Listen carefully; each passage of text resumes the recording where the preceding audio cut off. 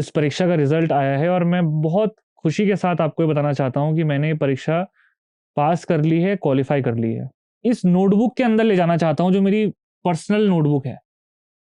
ये नोटबुक में मैंने उस दिन जब मैं एग्ज़ाम देने जा रहा था, खुद के लिए क्या लिखा था ये मैं आपको ज़रूर बताना चाहता हूँ। तो आइए चलते हैं उस पन्ने पर जिस दिन एग्ज़ाम देने मैं यहाँ से घर से जा रहा था। ये 13 दिसंबर का नोट है और मैंने लिखा है,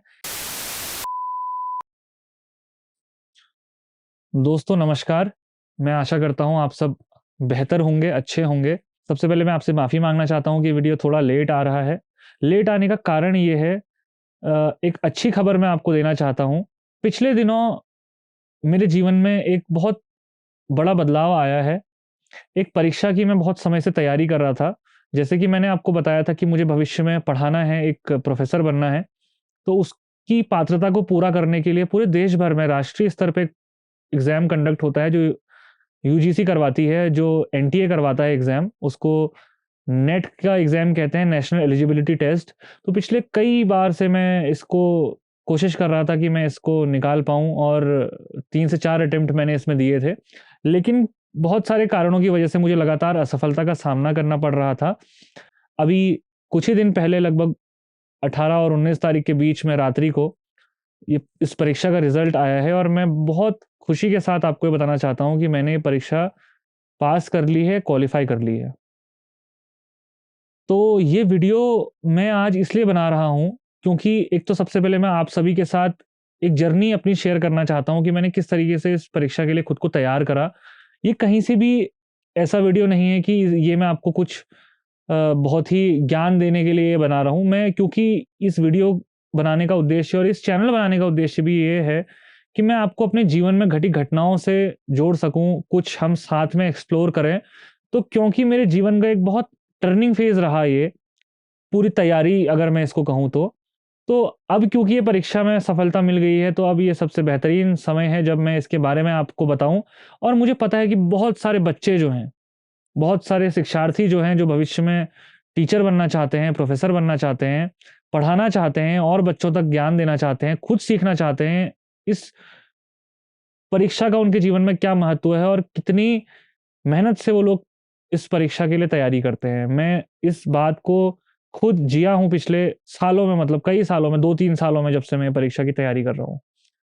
तो सबसे पहले तो ये परीक्षा के अलावा भी मैं आपको ये बताना चाहता हूँ कि पिछले कुछ समय से लगभग अगर कहें हम 2023 की शुरुआत से लेके 24 तक अगर मैं आपको बताऊँ तो मैंने कम से कम 4 से 5 परीक्षाएँ जो हैं वो क्वालीफ़ाई करी हैं, जिसमें कुमाऊँ यूनिवर्सिटी की पीएचडी परीक्षा रही है। हेमवती नंदन बहुगुणा केंद्रीय जो विश्वविद्यालय है उसकी पीएचडी परीक्षा, वाइवा वहाँ क्वालीफ़ाई करना, कुमाऊँ यूनिवर्सिटी में भी क्वालीफ़ाई करना पीएचडी में। साथ ही साथ एनटीए ने जो एक राष्ट्रीय स्तर की पीएचडी परीक्षा अभी ऑर्गेनाइज़ करवाई थी, उसको भी मैंने क्वालीफ़ाई किया है। जिसके बाद मुझे जेएनयू ने वहाँ से आमंत्रण आया था पीएचडी के वाइवा का। और साथ ही जब मैंने आपको कहा था कि इस चैनल में हम लोग पीएचडी की जर्नी को भी फ़ॉलो करेंगे, तो अभी मैं कुमाऊँ यूनिवर्सिटी में जो मैंने एग्ज़ाम क्वालीफ़ाई करा है, मैं वहाँ से अपनी पीएचडी अभी फ़िलहाल के लिए मैं वहाँ से परस्यू कर रहा हूँ। तो ये सारे एग्ज़ाम जो हैं, ये सारे एग्ज़ाम मैंने पिछले 1 साल में निकाले। मैं आपको बताना चाहता हूँ कि ये बहुत पॉज़िटिव स्टोरी नहीं है कि मैंने कुछ बहुत बेहतरीन हो गया और सारे एग्ज़ाम निकल गए अचानक से।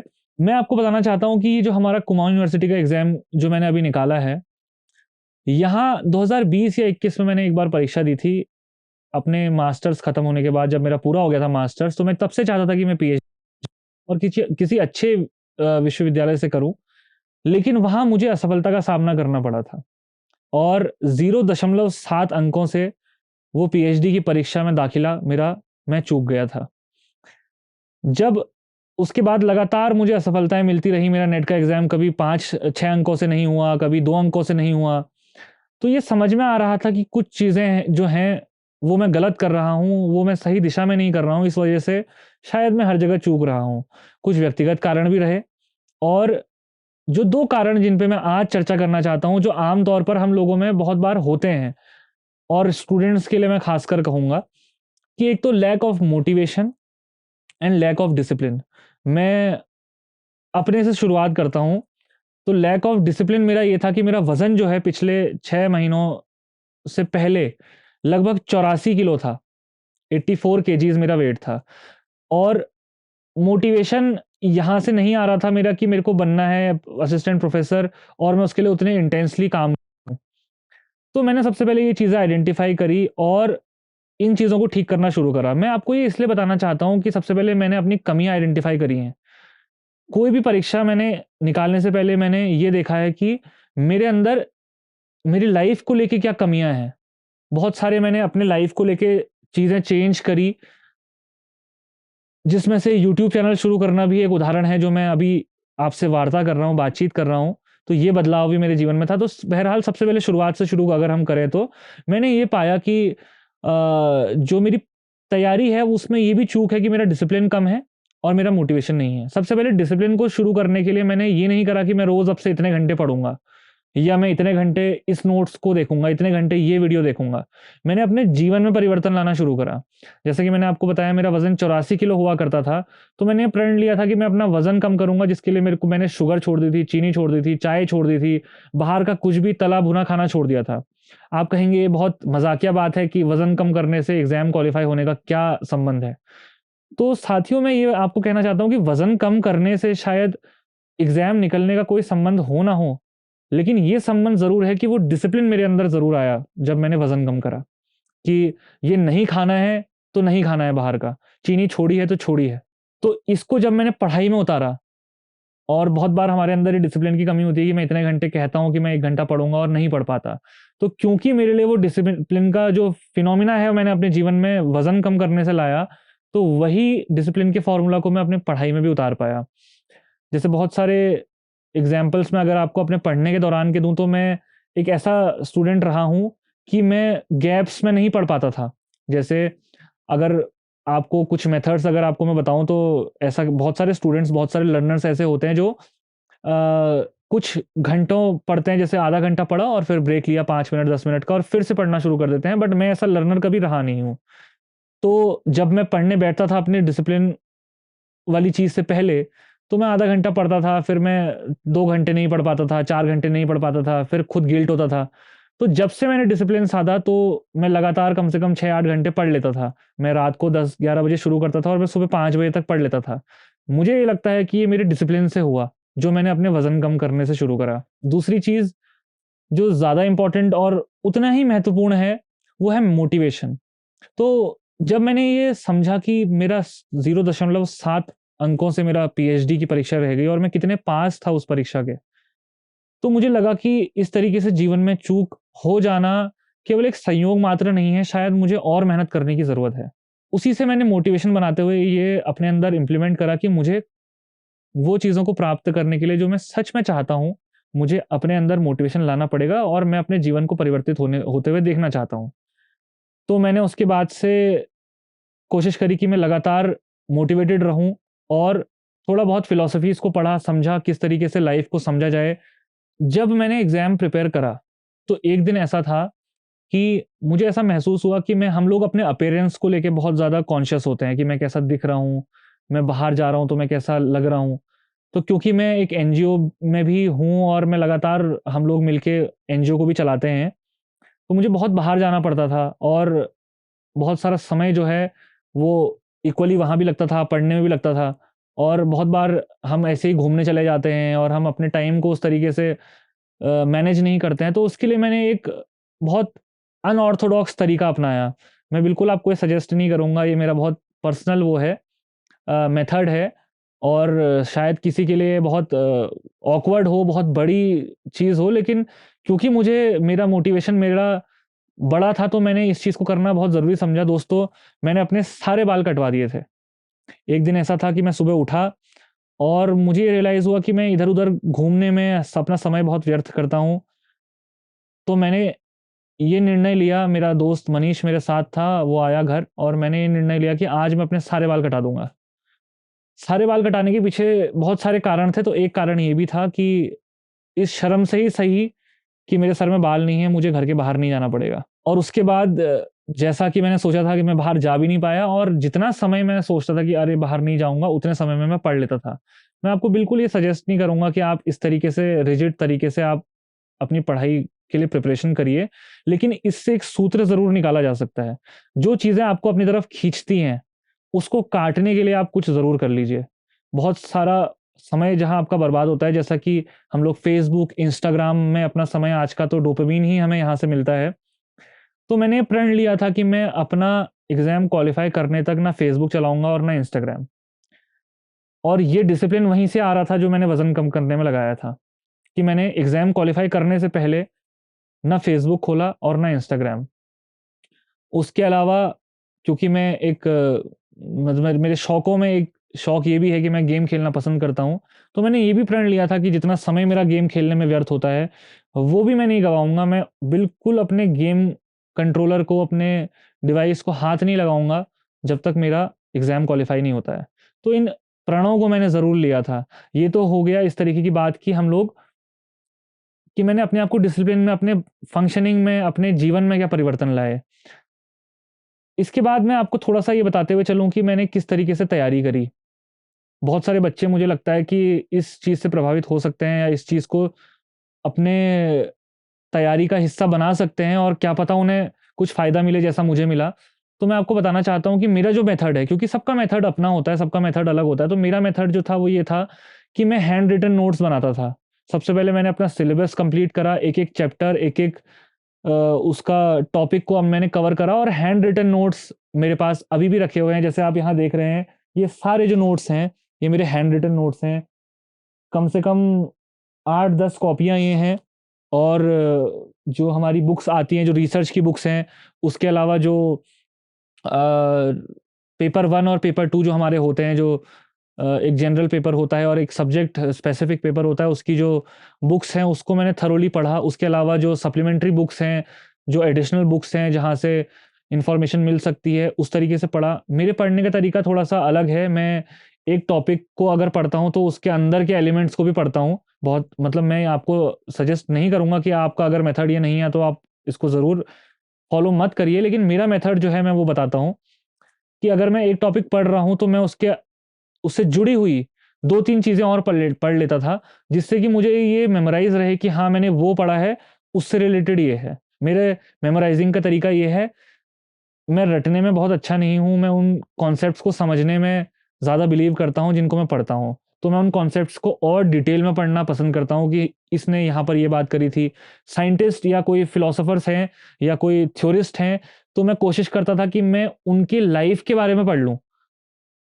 जैसे अगर किसी ने हमारे उसमें एक थ्योरी दी है और कोई थ्योरिस्ट है, तो मैं स उनकी जीवनी को थोड़ा-सा पढ़ने का अगर 5 मिनट 10 मिनट निकाल के कि ये व्यक्ति किस बैकग्राउंड से आता था। ये व्यक्ति ने इस निष्कर्ष पे पहुँचने के लिए इसके जीवन में क्या-क्या घटनाएँ हुई होंगी, एक कुछ कहानी जैसी मैं खुद बना लेता था जिससे कि मैं उसको मेमोराइज़ कर सकूँ। इसके अलावा बहुत सारे और मेथड्स मैंने अपनाए। आखिरी दिनों में तो मैंने अपने आप को पढ़ाने के लिए, क्योंकि मेरा मेथड हमेशा ये रहा है कि मैं जब किसी और को पढ़ाता हूँ, तो मैं और बेहतर समझता हूँ। और क्योंकि ये बहुत इंडिविजुअल पेपर था, तो मैं किसी को पढ़ा तो सकता नहीं था। तो मैंने आखिरी दिनों में हर यूनिट का, हर चैप्टर का, हर टॉपिक का ऑडियो रिकॉर्डिंग बना के वो ऑडियो रिकॉर्डिंग बार-बार सुना। लगभग कम से कम मुझे लगता है कि 12 से 16 घंटे की वो ऑडियो रिकॉर्डिंग्स हैं, एक यूनिट की और ऐसे ही दूसरे यूनिट की भी हैं। तो लगभग 20-22 घंटे का जो नोट्स मैंने बनाए थे, वही नोट्स पढ़ते हुए जैसे कि मैं किसी और को पढ़ा रहा हूँ, उनकी रिकॉर्डिंग्स, ऑडियो रिकॉर्डिंग्स मैंने खुद के लिए बनाई थी और वो मैं सुनता भी था। उसके अलावा वीडियो लेक्चर्स मैंने बनाए थे खुद के लिए। जैसे कि आप देखते होंगे बहुत सारे यूट्यूब में जो एजुकेटर्स हैं, जो औरों को एजुकेट करने के लिए वीडियोज़ बनाते हैं, तो वो वीडियोज़ मैं खुद के लिए बनाया पढ़ करता था, जिनको मैंने बाद में पढ़ने के लिए भी इस्तेमाल करा।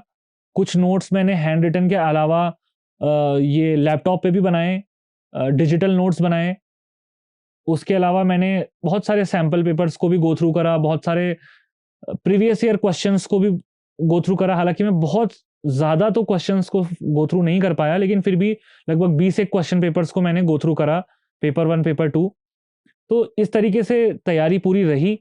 इतना सब करने के बाद हालाँकि मुझे ऐसा महसूस होता है कि ये केवल एक तैयारी मात्र नहीं था मेरे जीवन में। ये केवल एक एग्ज़ाम की तैयारी नहीं थी, ये जीवन परिवर्तन की तैयारी थी। आज मैं ये कह सकता हूँ कि मेरा एग्ज़ाम हो गया होगा, मैं क्वालीफ़ाई चाहे हो गया होऊँगा, उससे बड़ा अचीवमेंट मेरा जो है, वो ये है कि मैंने अपनी लाइफ़ को डिसिप्लिन में लाया, मैंने अपने अंदर मोटिवेशन लाया और मैंने ये समझा कि ये एग्ज़ाम जो है, ये मेरे लिए क्यों ज़रूरी है।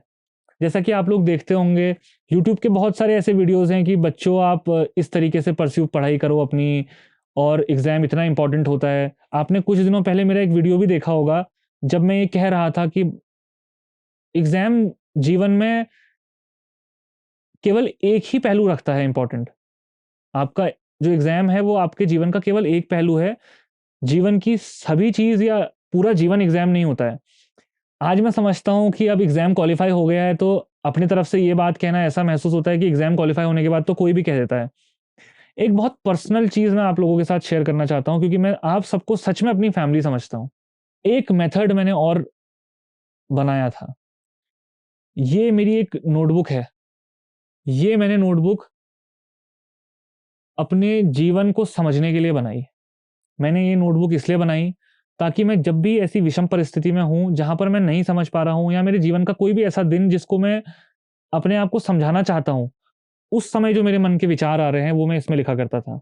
और आज ये कह देना कि एग्ज़ाम तो कुछ नहीं होता है, इसके आगे जीवन में बहुत सारी चीज़ें हैं, ये प्रीच करने वाली बात हो जाएगी, एग्ज़ाम निकल के ऐसी बातें कोई भी कर सकता है। तो मैं आपको इस नोटबुक के अंदर ले जाना चाहता हूँ, जो मेरी पर्सनल नोटबुक है। ये नोटबुक में मैंने उस दिन जब मैं एग्ज़ाम देने जा रहा था, खुद के लिए क्या लिखा था, ये मैं आपको ज़रूर बताना चाहता हूँ। तो इस नोटबुक की शुरुआत होती है इस नोट से कि नोटबुक का उद्देश्य क्या है। तो मैं आपके लिए पढ़ देता हूँ। इस नोटबुक को मैंने लिखा है, this notebook belongs to myself to improve my understanding about who I am. बहुत बार हम लोग समझते ही नहीं कि मैं कौन हूँ, मैं क्या चाहता हूँ। तो मैं भी नहीं समझता हूँ, मैं भी कोशिश करता हूँ कि मैं अपने आप को जीवन के अलग-अलग पहलुओं में, अलग-अलग समयों में, अलग-अलग सिचुएशंस में लिखूँ वहाँ पर और बाद में रियलाइज़ करूँ कि हाँ, मैं इस समय ये बात कह रहा था और मैं इस समय ऐसा इंसान था। तो आइए चलते हैं उस पन्ने पर जिस दिन एग्ज़ाम देने मैं यहाँ से घर से जा रहा था और क्या चीज़ें मेरे दिमाग में चल रही थी। तो मैंने लिखा है, ये 13 दिसंबर का नोट है और मैंने लिखा है कि tomorrow on 13th December 2023 is my NET JRF examination and I have been preparing for this attempt. After giving 3 to 4 attempts and not being able to qualify the exam, I am prepared now to give a much better attempt this time. I often think about why this exam is essential and what value does it holds in my life. This exam has made me realize that I have to learn a lot about the subject journalism. मैंने इसमें लिखा है कि ये exam मेरे लिए इसलिए important है कि मुझे जर्नलिज़्म के विषय के बारे में और जानने की ज़रूरत है। आगे बढ़ते हुए मैं इसमें ये लिखता हूँ जो मैं आपसे अभी कह रहा था। Although while preparing for the exam, I have realized that success is a very rigid thing.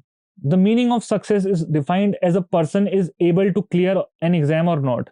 कि सफलता का जो पैमाना है आम तौर पर हमारा समाज और हम लोग इसी से नापते हैं कि एक एग्ज़ाम कोई क्वालीफाई करता है या नहीं करता है।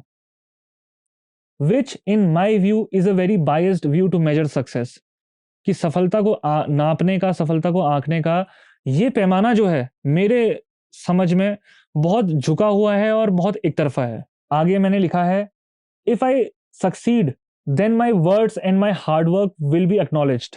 अगर मुझे इसमें सफलता मिलती है इस एग्ज़ाम में, तो मेरा हार्ड वर्क और मेरी जो मेरा नॉलेज है, उसको लोग स्वीकार करेंगे। अभी मैं आपसे कहूँ कि मैंने इतनी सारी कॉपियाँ भरी हैं, इतनी सारी चीज़ों से मैंने पढ़ा है, तो ये सब स्वीकार करा जाएगा क्योंकि मेरा जो रिज़ल्ट है वो पॉज़िटिव है। आगे लिखा है, और else people will not see the hard work if my exam is not qualified. और अगर मेरा एग्ज़ाम क्वालिफाई नहीं होता है, तो ये सारा जो हार्ड वर्क है, जो रातों में मैंने पढ़ा है, जो जितना भी मैंने अपने अंदर परिवर्तन करा है, उसका कोई मूल्य नहीं रह जाता। तो मेरे हिसाब से इस तरीके से जो हमारा समाज और हम लोग सक्सेस को आँकते हैं, या मैं खुद से भी कहता हूँ ये, कि अगर मैं किसी की सक्सेस को इसलिए आँकता हूँ कि इसने एक एग्ज़ाम क्वालिफाई करा है, तो ये मेरा मेरा गलत विचार है। व्यक्ति वो भी उतनी मेहनत करता है जिसका एग्ज़ाम क्वालिफाई नहीं होता है, उसके जीवन में उसको थोड़ा परिवर्तन लाने की ज़रूरत ज़रूर है, लेकिन उसकी सफलता का पैमाना बस वो नहीं है कि वो एक एग्ज़ाम क्वालिफाई करता है या नहीं करता है। इसके आगे मैंने लिखा है, or else people will not see the hard work it is required for the exams and the efforts I have put in. अगर मैं सफल नहीं हुआ तो लोग शायद ये नहीं समझेंगे कि मैंने इस एग्जाम में कितना एफर्ट डाला है। फिर मैंने लिखा है considering this success for me is in the process of studying. जब मैं पढ़ रहा था तब मैंने ये समझा था कि सक्सेस जो है इस ज्ञान को अर्जित करने में है जो आज से पहले मुझे नहीं था।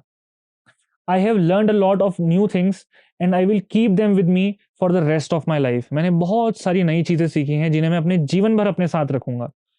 It has contributed in enhancing my knowledge and has also let me know that I can really work hard in my life. मेरे लिए सबसे बड़ी सफलता ये है कि इस एग्जाम ने मुझे ये जरूर सिखाया कि मैं जीवन में कठिन परिश्रम कर सकता हूँ। मुझे लगता है ये सफलता मेरे लिए एक एग्जाम में क्वालिफाई हो जाना से बहुत बड़ी है।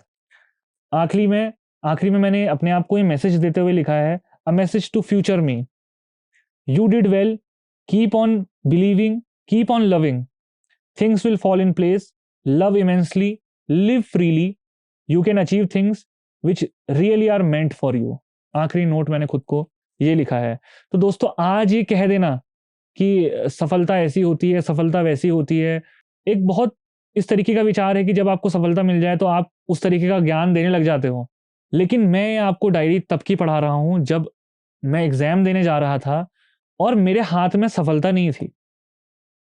मैं ये उस समय की बात आपको बता रहा हूं जब मेरे नाम के आगे सक्सेसफुल नहीं लिखा था, क्वालिफाइड नहीं लिखा था। मैं उन विद्यार्थियों से जो परीक्षा की तैयारी कर रहे हैं उनसे इस ओहदे से बात कर रहा हूं कि मेरा भी नहीं हुआ है। मैं उस समय का होके आपसे बात कर रहा हूं। इस समय का होके बात नहीं कर रहा हूं कि जब मेरा एग्जाम हो गया है।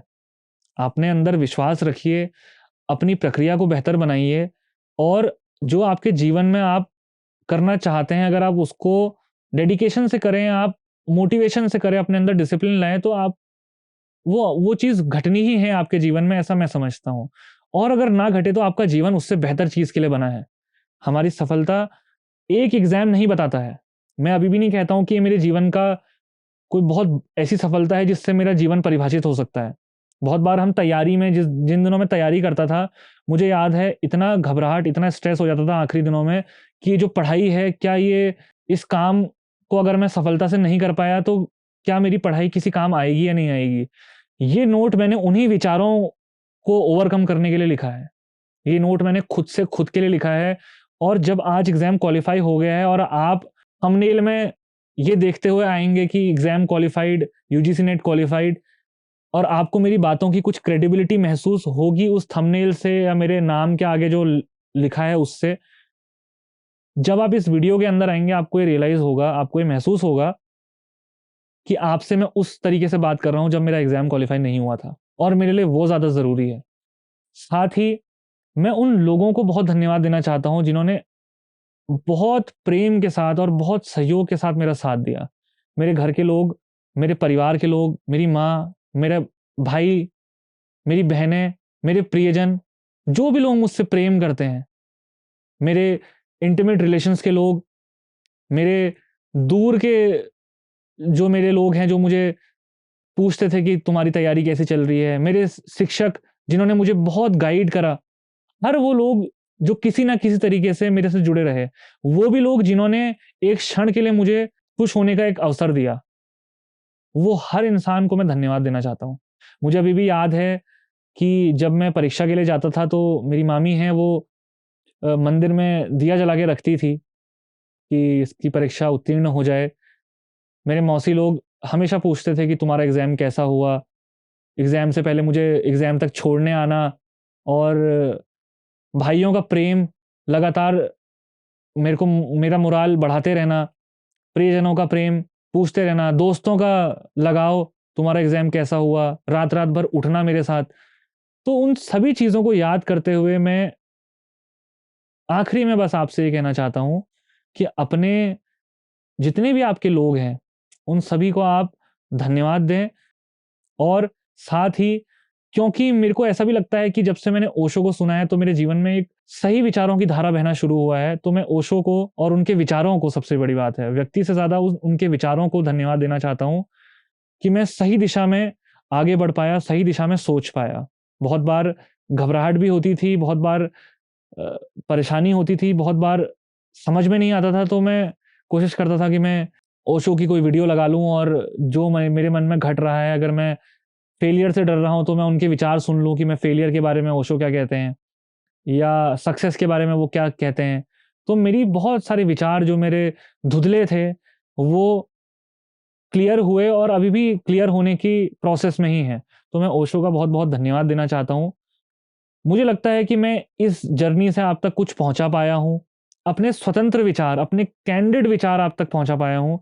तो आप मेरे वीडियो को ज़रूर लाइक करिए, शेयर करिए और चैनल को सब्सक्राइब करिए, बेल आइकन दबाइए। अगर आपको लगा कि ये कैंडिड बातचीत है और आपको लगा कि शायद ये किसी और के विद्यार्थी के जीवन में कुछ बेहतर दे सकता है, तो आप इसे उन विद्यार्थियों तक ज़रूर शेयर करें। और ये केवल नेट की परीक्षा की बात नहीं है या कोई पीएचडी एंट्रेंस की परीक्षा की बात नहीं है। हो सकता है कि मेरे जीवन में भी कभी ना कभी कोई परीक्षा क्लियर ना हो और हो सकता है कि मैं उस परीक्षा को सफलतापूर्वक हासिल करने में सक्षम ना हो पाऊँ। लेकिन ये विचार बहुत ज़रूरी है कि ज़रूर आगे ज़रूर बढ़ते रहना है। एक परीक्षा नहीं तो दूसरी परीक्षा और परीक्षाएँ नहीं तो जीवन में कुछ और। तो इस तरीके का विचार पैदा करना अपने अंदर, ये सर्वश्रेष्ठ है, सबसे ज़रूरी है। ये मैंने खुद से सीखा है। हालाँकि मेरी सिखाने की कोई उम्र है नहीं और ना मैं ये वीडियो सिखाने के लिए बना रहा हूँ। मैं वीडियो अपने विचार आप तक साझा करने के लिए बना रहा हूँ। मुझे लगता है कि बहुत सारे मेरे बड़े लोग हैं, मेरे से उम्र में बड़े हैं, मेरे से अनुभव में बड़े हैं और छोटे भी, बड़े ही क्यों, छोटे भी। वो लोग जब इस वीडियो को देखेंगे तो ये सोचेंगे कि शायद ये ज़्यादा बोल रहा है या इस तरीके से क्या पता उनके पास मेरे से बेहतर अंडरस्टैंडिंग हो चीज़ों की। लेकिन मैं ये बस इसीलिए साझा कर रहा हूँ कि ये मेरे मन के विचार हैं और मैं आप तक इस बात को ज़रूर पहुँचाना चाहता हूँ। बस इसके अलावा इस वीडियो का कोई और उद्देश्य नहीं है। साथियों, जो आप वीडियो देख रहे हैं, अगर आपको लगता है कि हम इस पढ़ाई को लेके जो मैंने तैयारी करी है, ये आपके किसी काम आ सकती है और इससे रिलेटेड मैं कुछ वीडियो अगर आप चाहते हैं बनाऊँ, तो आप मुझे ज़रूर बताइए। अगर कोई एग्ज़ाम की स्ट्रैटेजी या कुछ नोट्स, कुछ पढ़ाई से रिलेटेड जितना भी मैं समझता हूँ, जितना मुझे आता है, वो आप तक मैं शेयर कर सकता हूँ। अगर कोई ऐसी चीज़ है जो आप इससे गेन कर सकते हैं मेरी लर्निंग से या मेरे नोट्स से या मेरी मेरी जितनी भी अंडरस्टैंडिंग है, तो मैं खुले हृदय से वो सब साझा करने को तैयार हूँ। आप ज़रूर बताइए कि किस तरीके से आप और मैं मिलके इसको आगे बढ़ा सकते हैं। आपने इतनी ध्यान से मेरी बात सुनी, आखिरी तक आप इस वीडियो में बने रहे।